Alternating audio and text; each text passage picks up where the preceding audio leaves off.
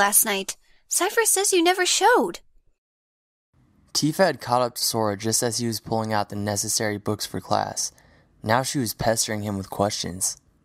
I got held up, okay? What did you guys do, anyway? Nothing.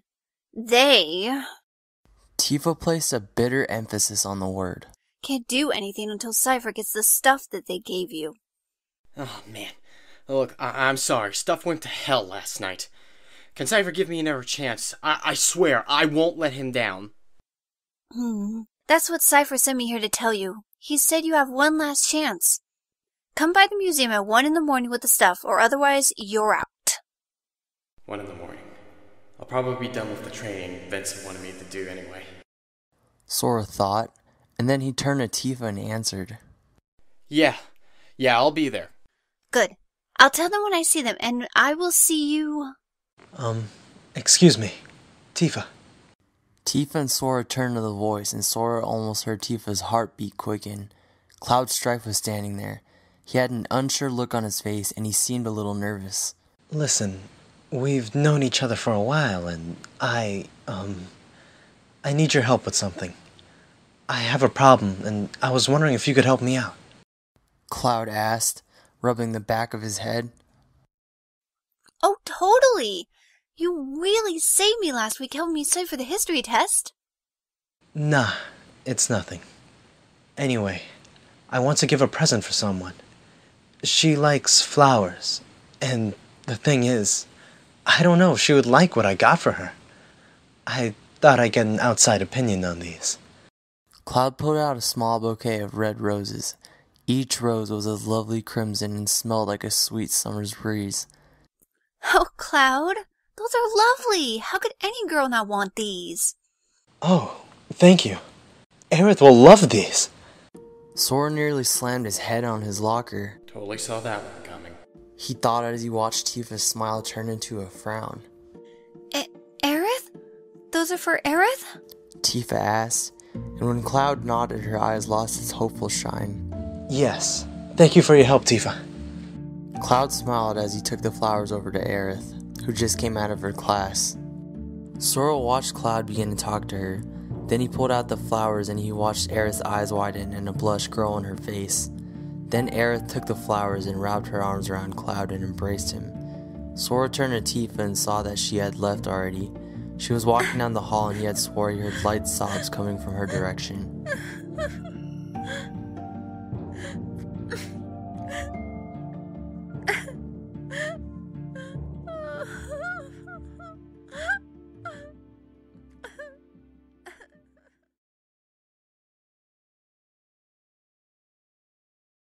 Sora walked into homeroom and sat down at the usual spot, hoping that his schoolwork would take his mind away from what was going on.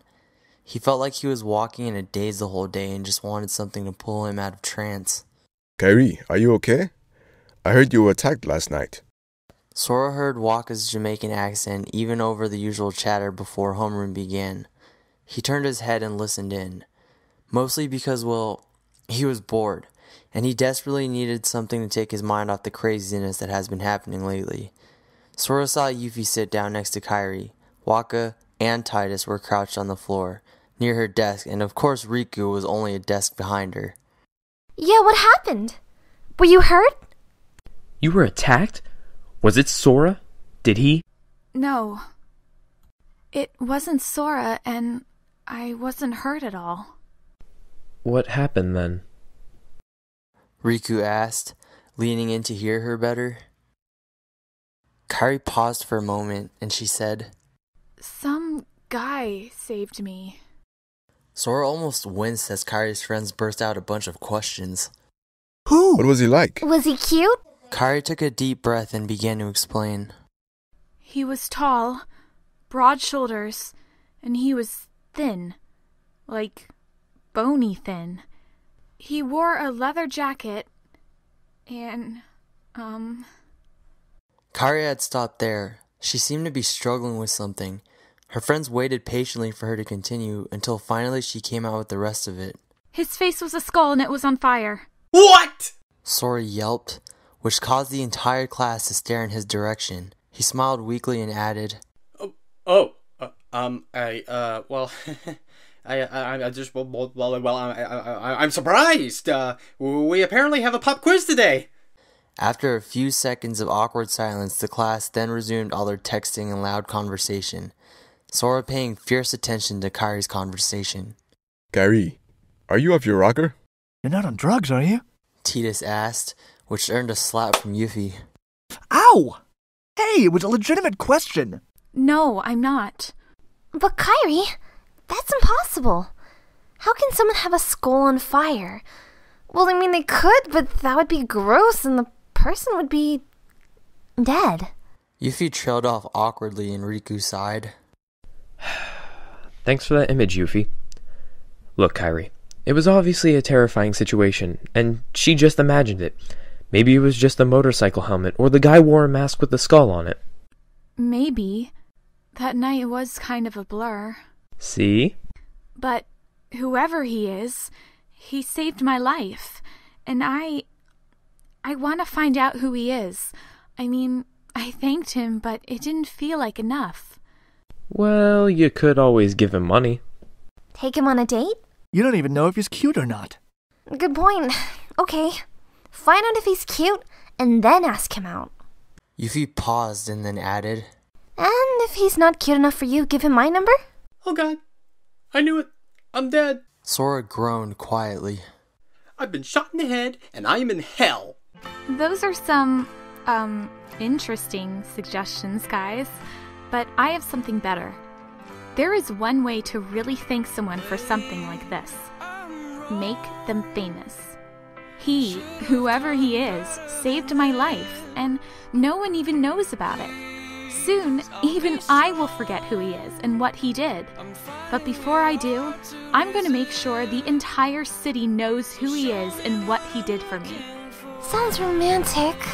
Sounds crazy. Sounds about right. Sora muttered weakly. He laid his head back on the desk and groaned. Now he remembered it. The beautiful girl with hair like fire? It was Kairi. She was the one he saved last night from those bikers. The girl he swore to spend his entire natural life torturing her. And he went and saved her? Damn you, Ghost Rider! Then the teacher walked in, which was a signaling that homeroom was ready to begin.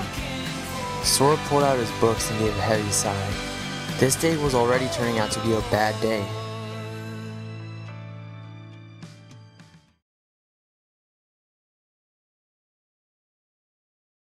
Sora wasn't a big reader, unless you count comic books, but he wasn't really a versatile person. So if you went to the school's library and saw him on the computer, you would have thought he might be seeing some content the library wouldn't advise. But that was not the case. Sora wasn't looking at hot babes. Today, anyway. He was doing genuine research on the Ghost Rider. Sora typed in Ghost Rider and viewed the results. He scrolled down a bit until he found something from the National Cult Research Community, NCRC for short. He double-clicked the link, and in a few minutes he was directed towards a research paper. Sora read the first few bits to realize this is pretty much what Vincent told him, about being the devil's bounty hunter and all. He scrolled a bit more down until he came across an article concerning the powers of the Ghost Rider. He stopped there and read it. The Ghost Rider can manipulate the power of hellfire and confuse it into objects and weapons. Well, that one I already knew. Sora stopped reading and stared at a word highlighted in blue. Penance Stare. He double-clicked the name, and the page changed to show a picture of some poorly drawn person trapped by several ropes. He was surrounded by monsters that were clawing and biting at him. Beside it was a small article.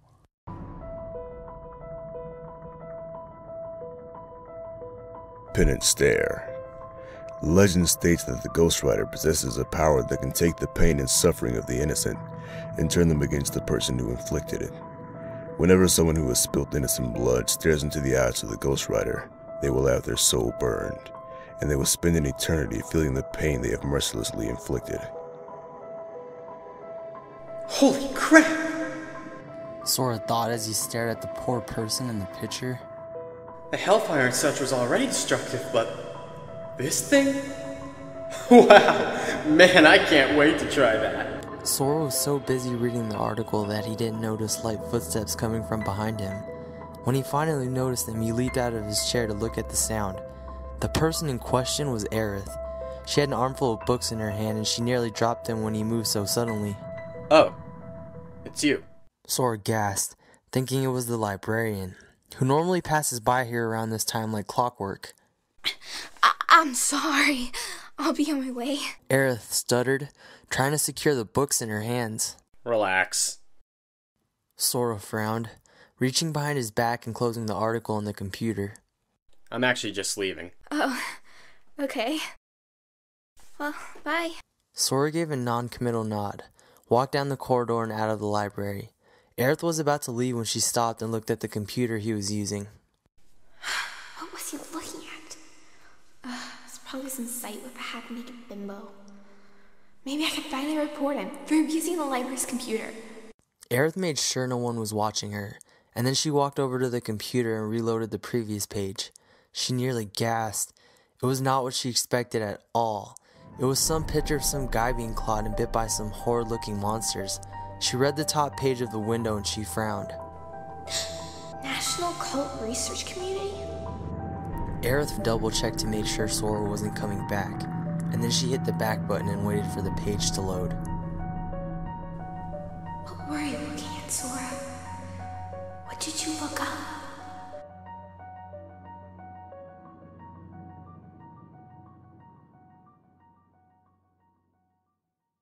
This may be an odd comparison, but one could say the lunchroom was kind of like the mall. No, I don't mean the mall food court, that would be the most obvious comparison. But sometimes Sora felt like people and conversations just would fly by in the lunchroom like a blur. Even though he was sitting with his friends, for some reason, he felt like there was a barrier in between them. The knowledge and power of the Ghost Rider made Sora feel like he was separated from the people he felt the closest to. Despite his closest friends being close to him, he couldn't stand this wall in between them.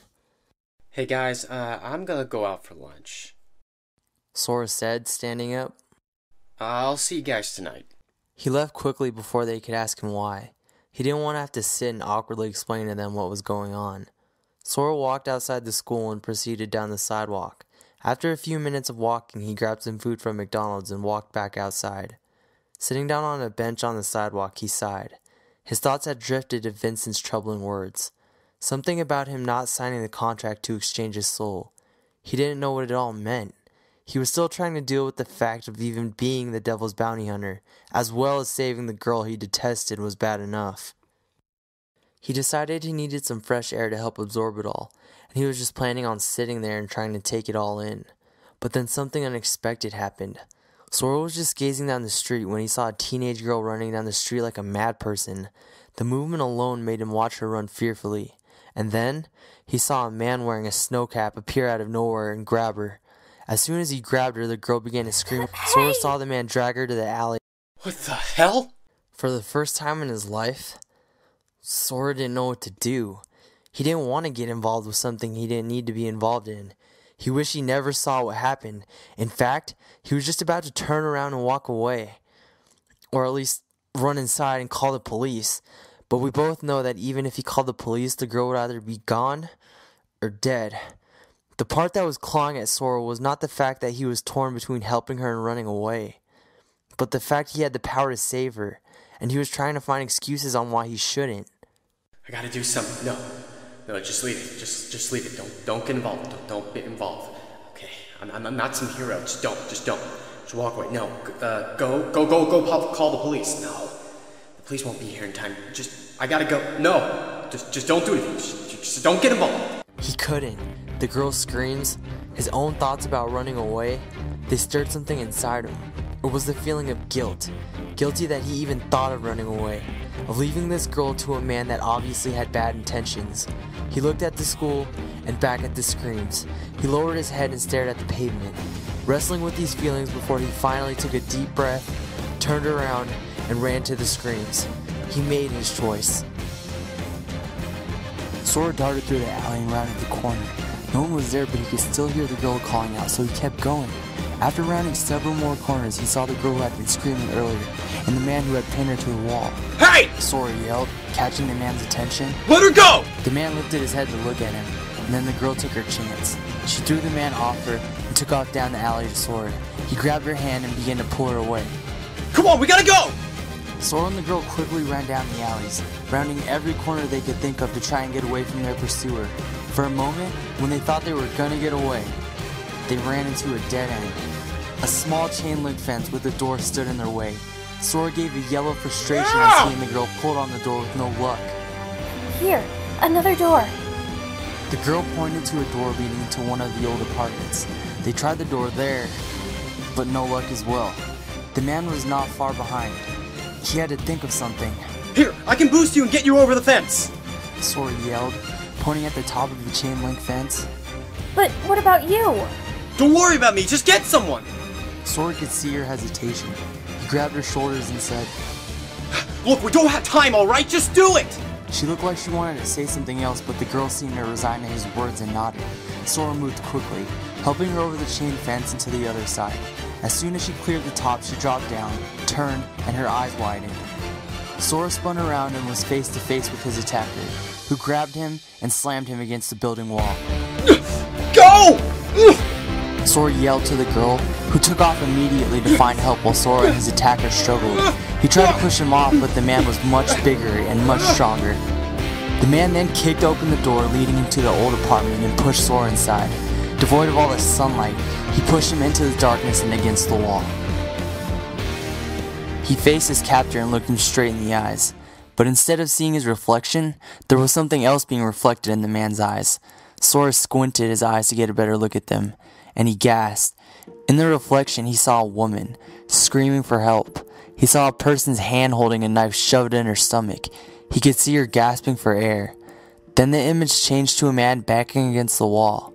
Suddenly, bullets shot out and hit the man. He slumped against the wall, lifeless.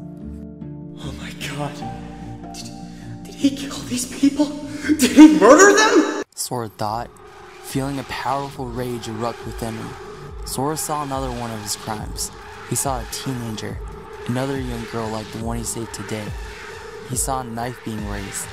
He could hear her pleading, crying, sobs filling the air, and he saw the knife being brought down on the helpless girl. No! Sora screamed in rage. Murder her!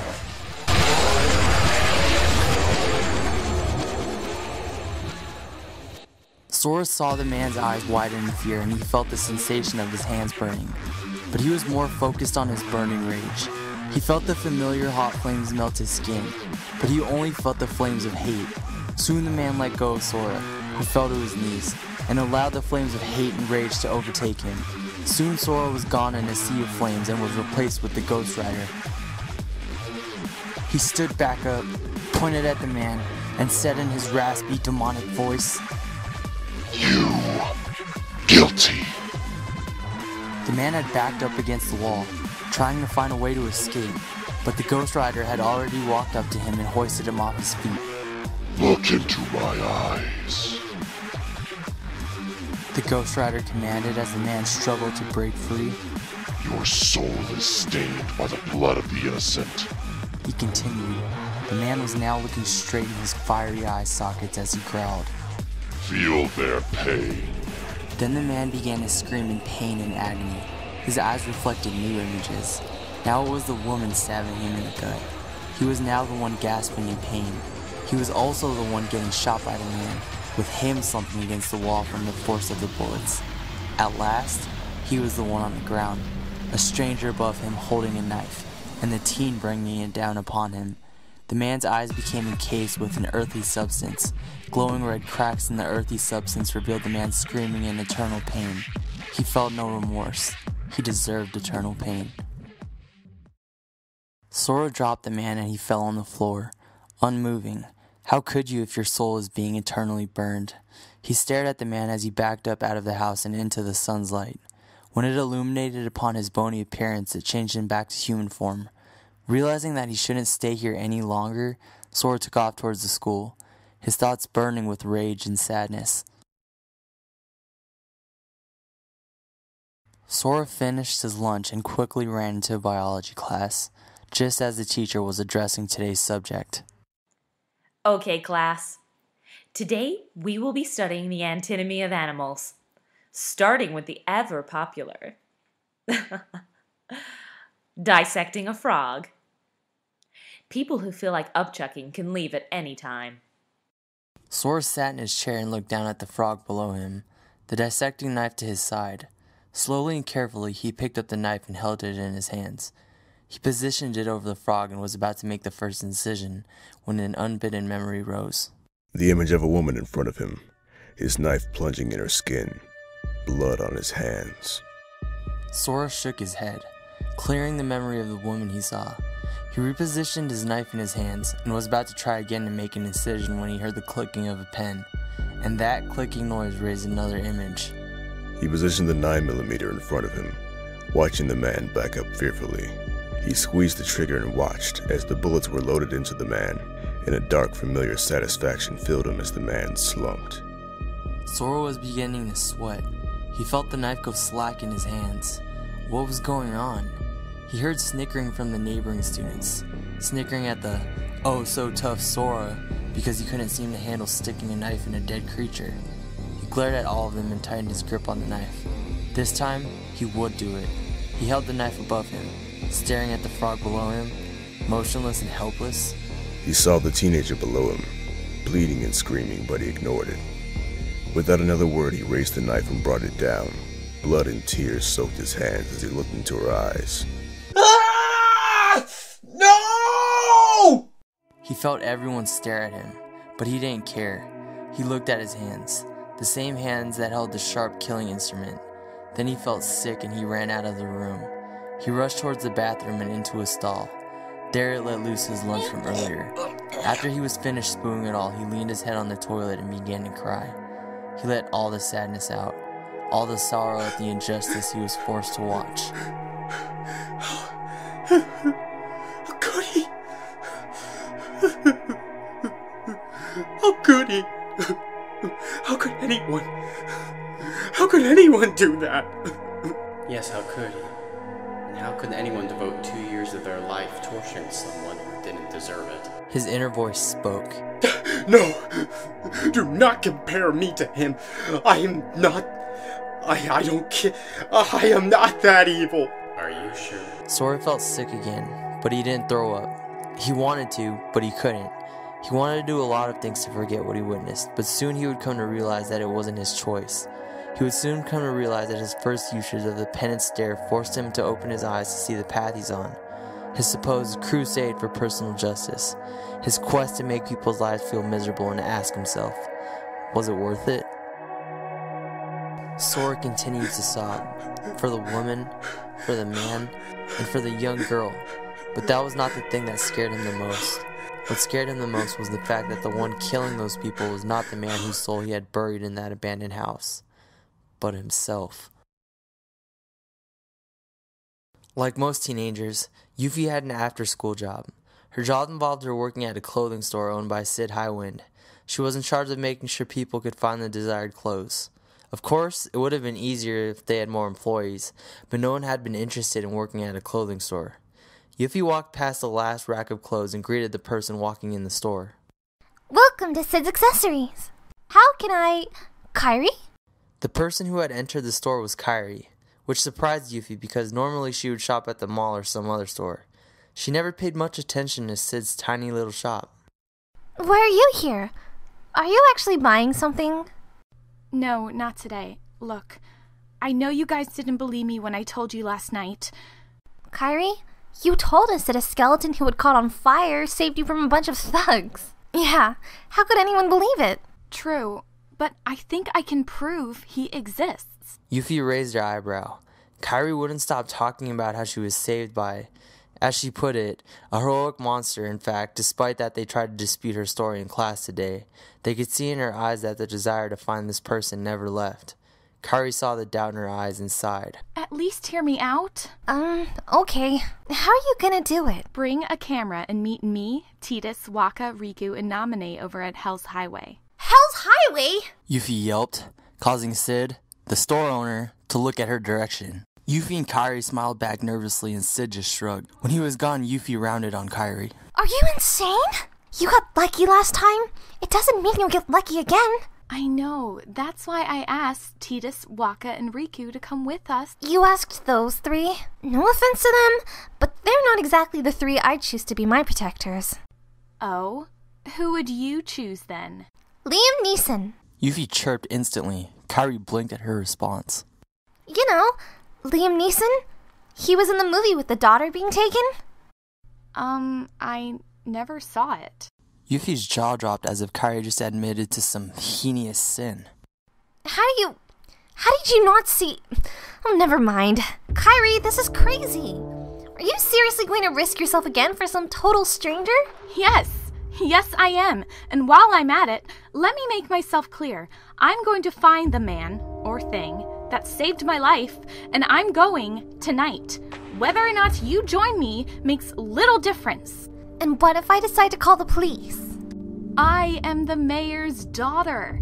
With a single phone call, the police would have other things to do than stop a couple of teenagers in Hell's Highway. I am going, and you can't stop me. But you can join me if you like. Yuffie paused. She tightened her lips together and darted her eyes from side to side. What Yuffie wasn't aware of is that Kairi didn't have that kind of power. Sure, she was the daughter of the mayor, but they wouldn't listen to her. And her father's re-election was coming up. If she tried to abuse his power like that, she'd be in a lot of trouble. Kairi waited patiently, and finally Yuffie gave an annoyed growl. Oh, right. Oh, come along. You're sure of this plan? I'll prove to you that he exists. I'm sure of it. I don't care about that. I'm just going to make sure you don't get yourself killed. I don't want you to end up dead somewhere like Maggie Grace's character. Fine with me, Kairi said, turning around and headed for the exit. As she was pushing open the door, a sly smile crossed her face as she turned to face her friend. Oh, Yuffie? The character you're referring to wasn't Maggie Grace's character. She was the daughter. I think you're referring to Katie Cassidy's character. She played her friend. Kairi brandished a winning smile as she closed the store door, leaving a jaw dropped, Yuffie in her wake.